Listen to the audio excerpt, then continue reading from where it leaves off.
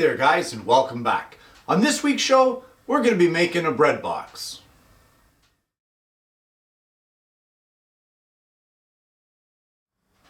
Well, if you joined me on last week's show, I showed you guys how to use the Amana router bits to create a tambour. And as I said in last week's show, we're going to carry on this week with making a bread box. So the first thing that we want to do in making the bread box, of course, is to mill our stock. I'm going to be starting with some 8/4 rough cut red oak, and we're going to be milling the stock down to 5/8 of an inch. The majority of the product will, or the project rather, will be made with 5/8 thick red oak. So I'm going to head over to the bandsaw and we're going to start off with that, milling our stock.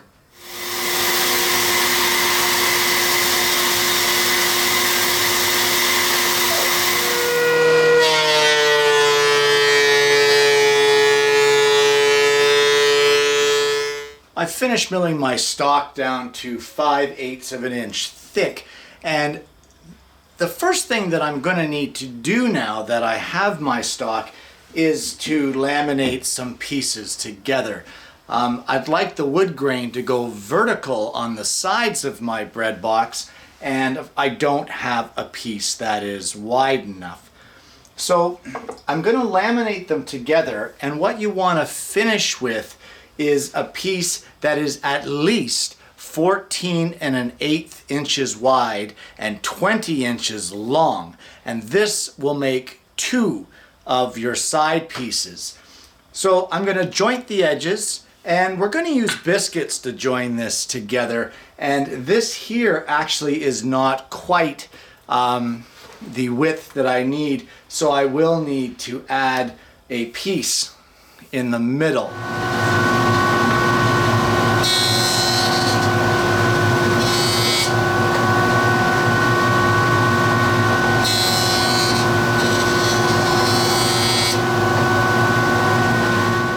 Well, I have one side of the oak boards jointed, giving me a nice square edge and a flat surface for the glue up, but I want to use the table saw and make the other side square as well. And before we can do that, guys, you want to make sure that you check your equipment to make sure that your blade is square to your table. If your blade is not square to your table, it's going to throw everything off from this point. So I've double checked, the blade is square, and I will now run these pieces through to square up the opposite side of the one I just jointed at the jointer planer.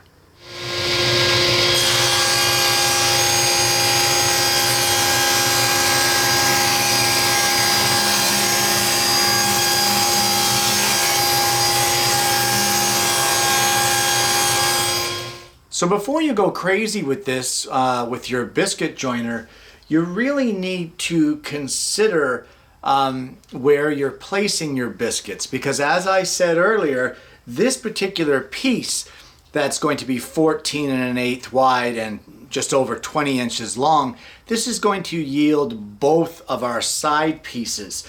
So you don't want to get a biscuit right in the middle kind of thing where you're going to divide these pieces. So the final dimensions of these are going to be 14 1/8 wide, because I said I wanted the grain to be upright or vertical on my sides, and we're going to be going and cutting this at 9 1/16. So we'll be cross-cutting at that measurement. So just make sure that wherever you put your biscuits, you're not going to run into an issue of cutting it and then having half a biscuit exposed on your exposed surfaces.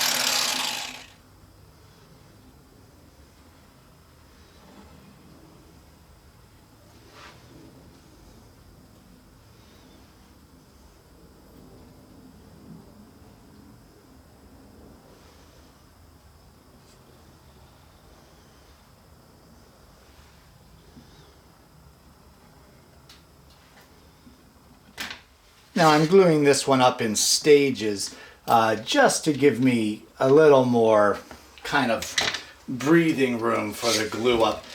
You don't have to. You can glue it all up at once if you want. You don't have to do everything I do, you know. But there we go.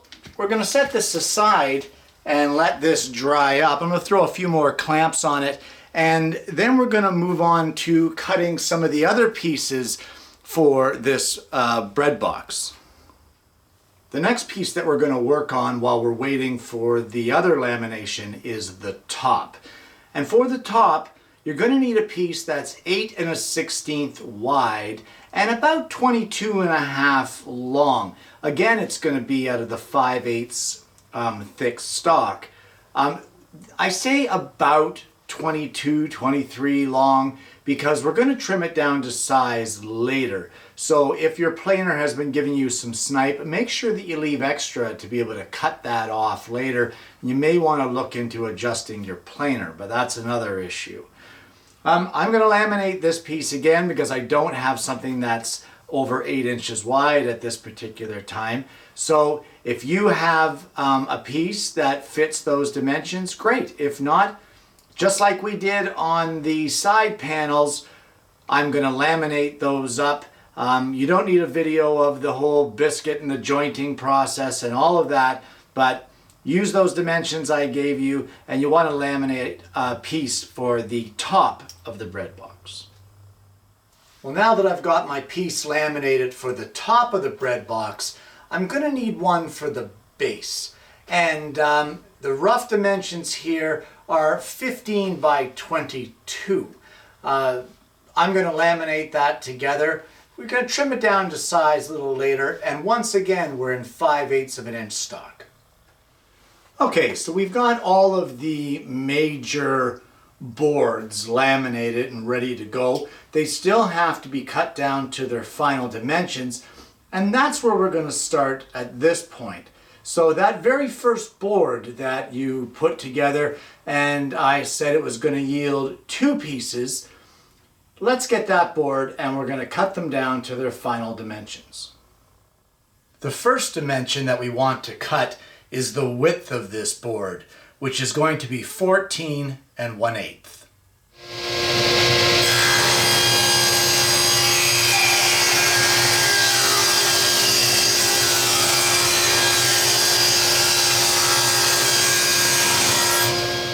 Well, the next thing that we're going to do is we're going to remove the ripping blade, install a fine cross-cut blade, and we're going to cut 2 pieces out of this laminated piece that are going to be 9 9/16 inches.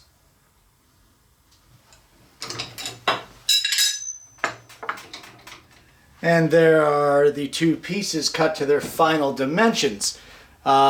That would be 9 9/16 by 14 1/8. Now, remember what I said? Remember, pay attention to where your biscuits are and where you're putting them, because you wouldn't want them to appear on the edge of your cut. Ah, this one's good, this side is good, this side is good, but looky, looky.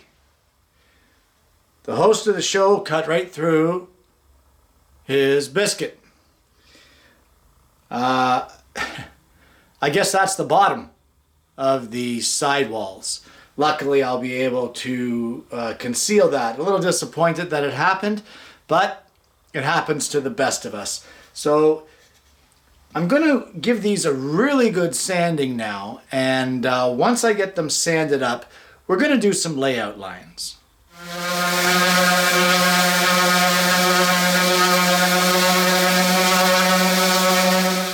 Well, I've cut a piece of 1/4 inch MDF that is the exact same size as our side panels of oak. And what we're going to do is make a template. You know, I like to do those, especially if there's a bit of repetitive work.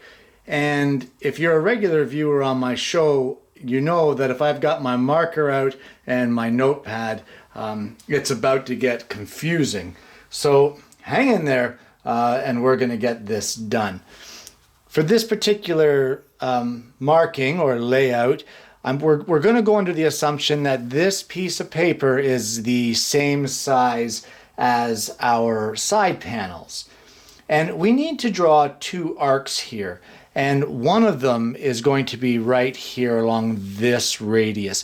This will be the front of our bread box. So if we come in from this edge here, 7 3/16 of an inch from this edge, let's just say that that is that mark, and we come up from the bottom 1/8 of an inch, that is the center point of this arc radius. And that arc radius is going to be a radius of 6 15/16 of an inch.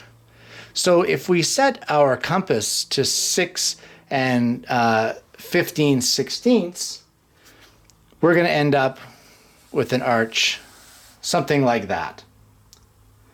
That's our first arch. The next one now will be an opposite direction arch, and that will be if we come from this edge and measure all the way over, let's just say it's to here, if we measure over 10 5/16 and we come down from the top 3/16 of an inch, that will be the center point for this radius. And that radius will be a radius of 2 13/16. So you set your compass, you'll draw your arch, and it'll come through like this and up to the top. So our cut now, or our template, will actually be this line here that will come down along there. And we want to mark that very carefully, and then we're going to cut it out on the scroll saw, and we're going to sand up to the line to make the perfect template. Well, that explanation may have been confusing to some of you, but I'm going to show you that it's not that confusing. So we're going to come up 1/8 of an inch from the bottom here. So there is 1/8 of an inch. And then in from the edge, just like this, we're going to line up our Incra T-rule here, and we're going to come in 7 3/16 of an inch. Right there. That is the center point for our first radius. Now the radius at the top, we're going to come in, or come down from the top at 3/16 of an inch, just like this.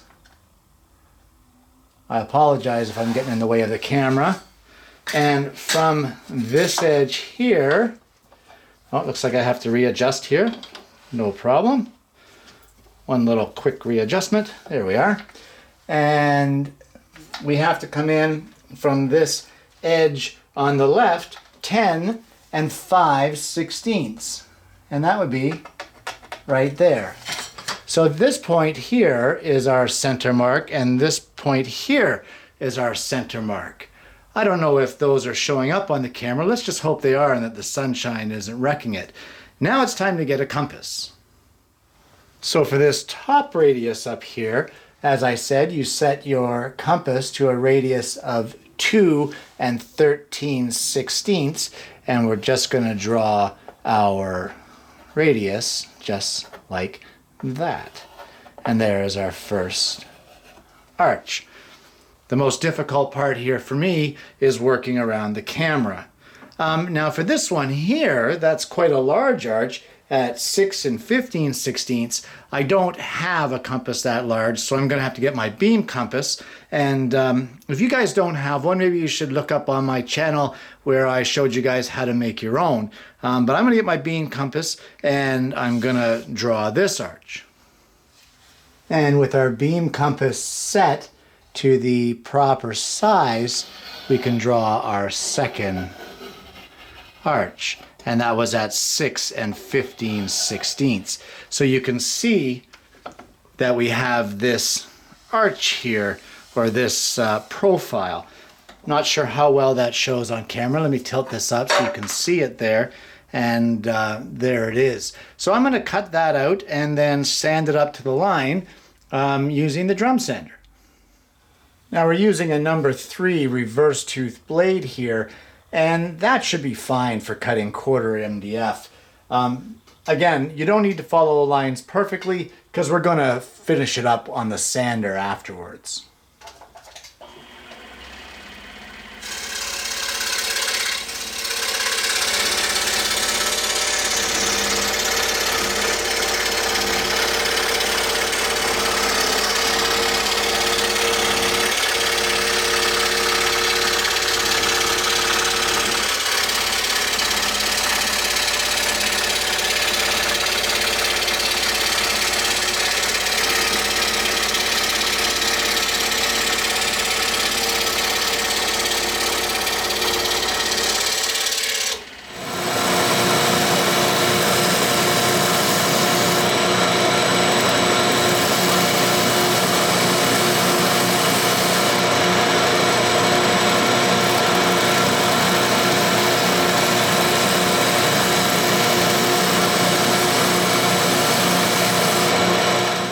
Well, just a couple things to note when making a template. When you're sanding MDF or anything for that matter, any power sanding, guys, get a dust mask on. That's the first thing. Second of all, take your time with the template. This is going to be a router template, and any imperfections that you have here are going to be duplicated onto your workpiece. So take your time and make a careful template. Well, we need to make another template. And what the template is going to be for is to to route the radius in here, which is a semicircle sort of thing. We need to route that for the track of our tambour. And that will be a 9/16 wide groove.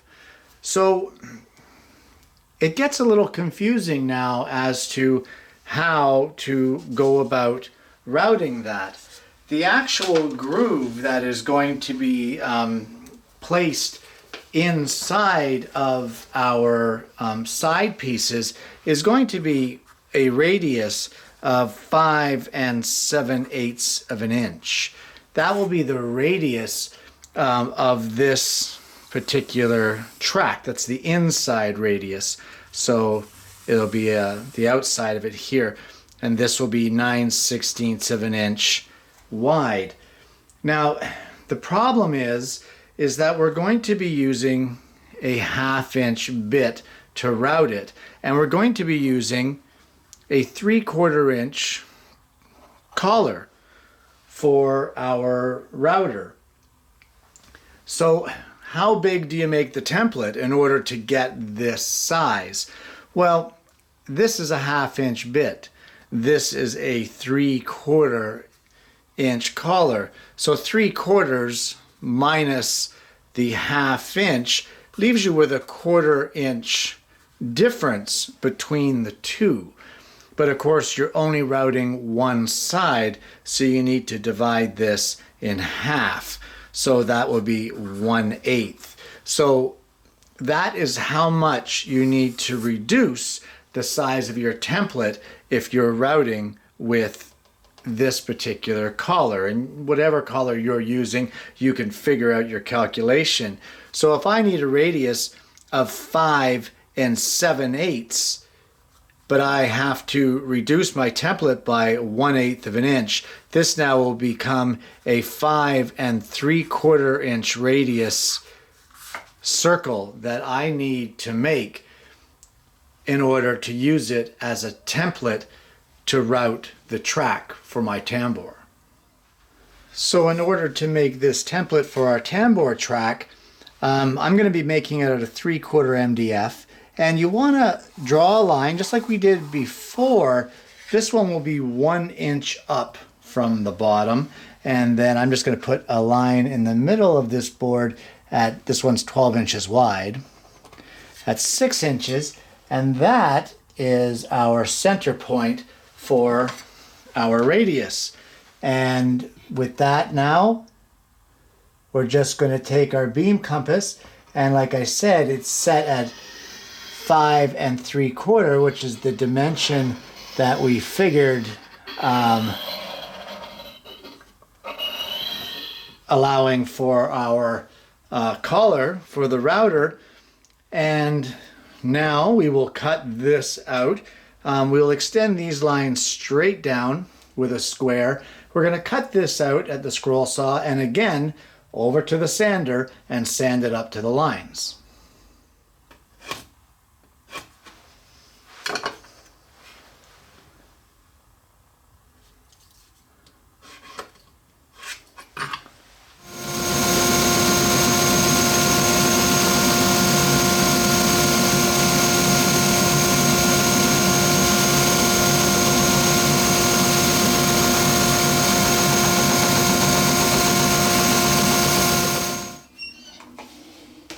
And there we have our template.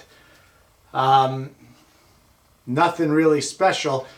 What I would do though, just to check your calculations, is I would use some double-sided tape, attach this to a piece of scrap, set up your router and just do a quick pass around and take some measurements just to make sure that this is right. Because once you hit the red oak with this template routing stuff out, you're not going to get a second chance to change it.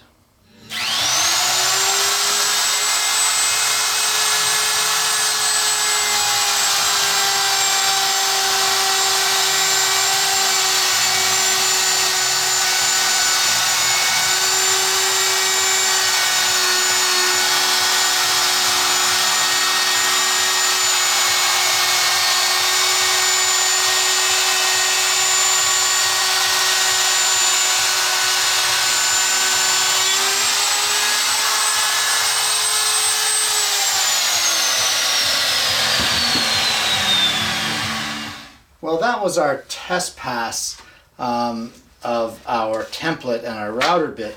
We used some double-sided tape to help hold down the template, and as well, you saw there that we also used a clamp. What we need here is to now check our measurement and make sure that our radius is right, that our calculations were correct. Now, we said that the inside measurement of this radius had to be a 5 7/8 radius. So if that's the case and I double 5 7/8, that means that I should have between inside corners here 11 3/4. So I'll just check it and see where we're at. And we have exactly 11 3/4. But now this, of course, is only a 1/2 inch radius. We need a 9/16 radius, and for that we would have to make a second template to extend that beyond just a little bit. So if you had a 9/16 inch router bit, you could route this in one pass. Unfortunately for me, I don't. And I have no intentions of purchasing one, so I will be making another template, as I said, that will be 1/16 of an inch larger than this one. And I don't think you guys need a video of that. I mean, you've seen the process. And then what I will do is I will line up the new template just like this, and careful alignment, making sure that it's equal on both sides. I will be clamping it down and then, of course, routing the next pass. There's not much more to it. As I'm looking at this here, I could probably take a measurement here and see if I could use this board that I just routed as my next template. But anyway, you guys don't need videos of that. If you have a 9/16 bit, no need to make a second template. I don't. I will be making a second template, and no need for a video. And with that, I think that's all the time that we're going to have for this week. A lot of pain in the neck with laminating of pieces and that sort of thing. And while it doesn't seem like we really got that much done, it will all come together next week, I guarantee you. And I hope you're going to join me for that and give this project a whirl. And guys, I'm going to see you again next week with yet another woodworking video.